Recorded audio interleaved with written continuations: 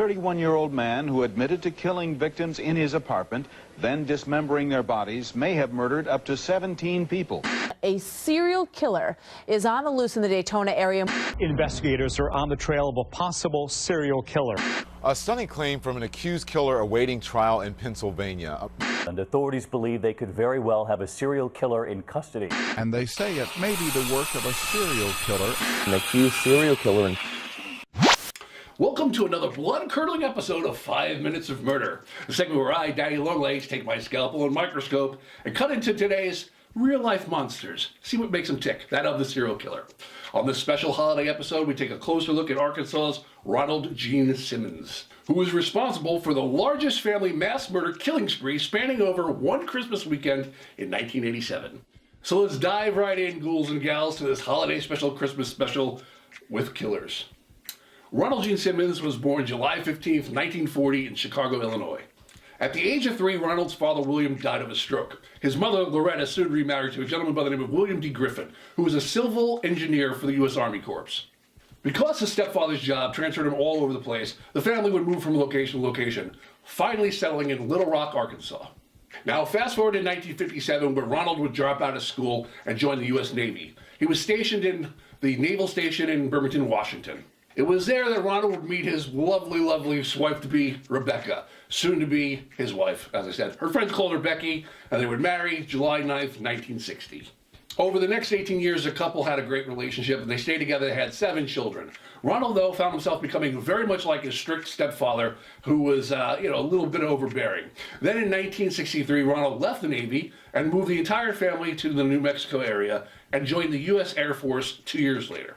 Now, during his 22 military years, his whole entire career, Ronald Simmons was thought to be an outstanding soldier. He was even rewarded numerous things like the Bronze Star Medal, the Republic of Vietnam's Gallant Cross for his service as an airman, and the Air Force Ribbon for excellent marksmanship.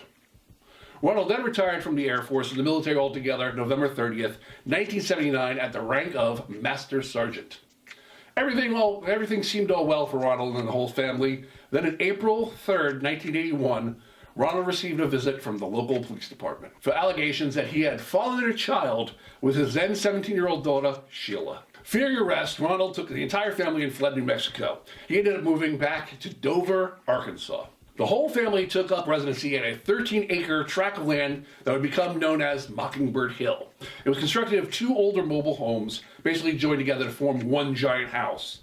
The only problem with this house was there was no telephone and there was no indoor plumbing, only an outhouse and a cesspool. It was there, right outside Arkansas, that Ronald would have to get some sort of jobs. Now, he was a fugitive, so all he could find was low-paying jobs. His last job as a clerk was at a Sinclair mini market, which he quit December 18th, 1987.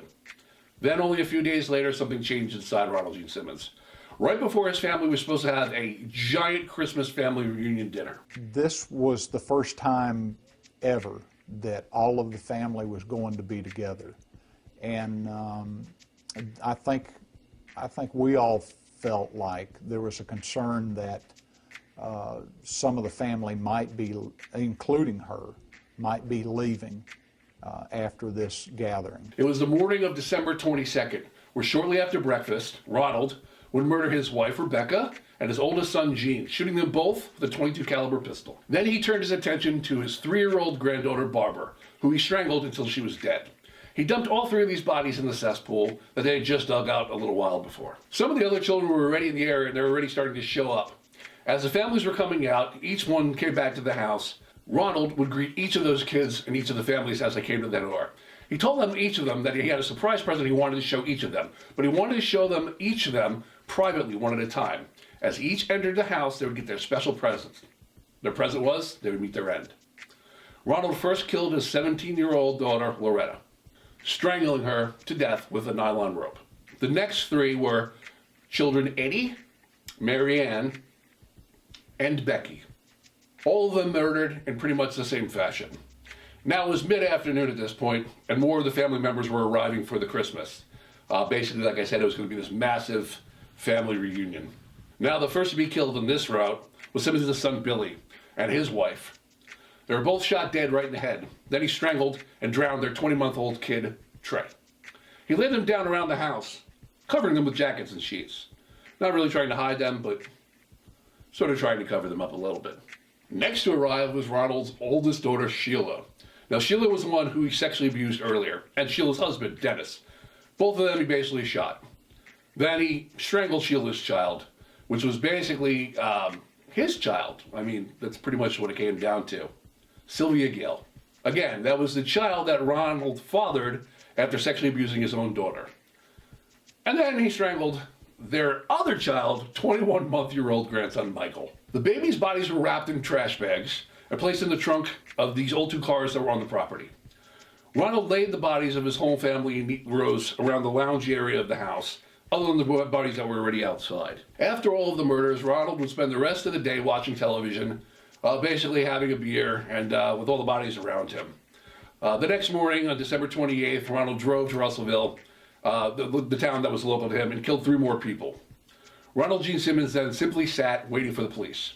When they arrived, Simmons handed over his gun and surrendered without any resistance. At that point, law enforcement was unaware of what Ronald had done at his home. They basically just knew what was going on with the 3 townspeople. Although there were complaints filed of missing persons. Basically, this made the law enforcement go to visit Ronald's home, and it didn't take long for them to realize that there was some sort of foul play at hand. One of the deputies, he was a lieutenant at the time, Dillard Bradley, found a spot there that had been, it was obvious it had been freshly dug. It had been covered up with some scrap iron. And he moved that and found that had been freshly dug. We cordoned that area off and began digging. There was some barbed wire and there were some rocks and things like that on it. And so we had to kind of sort through that, and of course we thought very possibly it was a grave because we knew there were family members missing. Once we started digging down, then we found the first, hate to call it rose, but I guess you'd call it rose. The whole grave was probably, I'm going to say probably, I'm sure, trying to go by memory now, but I'm going to say it was around 5 feet deep probably. And the bodies had been thrown in just on top of each other. With law enforcement discovering what was outside of the home in the cesspool, that gave them enough evidence, enough probable cause to enter the home and further investigate the whole entire property. We're talking about 14, 5 in the house that we found. I believe we've got 7 in the grave up here and 2 here in the cars. Ronald Gene Simmons was charged with 16 counts of murder, brought to the court and found guilty and sentenced to death. He refused to appeal his death sentence, stating, "To those who oppose my death penalty, in my particular case, anything short of death would be cruel and unusual punishment." He made an additional statement under oath supporting the sentence again, basically stating, "I, Ronald Gene Simmons Sr., want it to be known that it is my wish and my desire that absolutely no action by anybody be taken to appeal or in any way change the sentence. It is further respectfully requested that the sentence be carried out expeditiously." Now he's sentenced to death. Ronald would sit basically on death row until May 31st, when then Arkansas Governor Bill Clinton, soon to be president, would sign Ronald's execution warrant. Then on June 25th, 1990, Ronald Gene Simmons would be executed by lethal injection. Surprisingly enough, none of the other relatives, his remote relatives, wanted anything to do with the body or claim the body. He was buried in Porter's Field. Well, there you have it, 16 dead from the hands of Ronald Gene Simmons, 13 of which were his actual blood family. Glad to see him die. Can't say we'll miss him. Well, that brings us to the end of another episode of 5 Minutes of Murder. Make sure you tune in every time and subscribe to our YouTube channel at WOLFPAC.tv. That way you get all the updates and all the good stuff that we do over there, because we do a lot of fun stuff. Oh, and just remember to always lock your doors and windows. Even at the holiday time, you never knew when those 5 minutes of yours will be up next. Peace.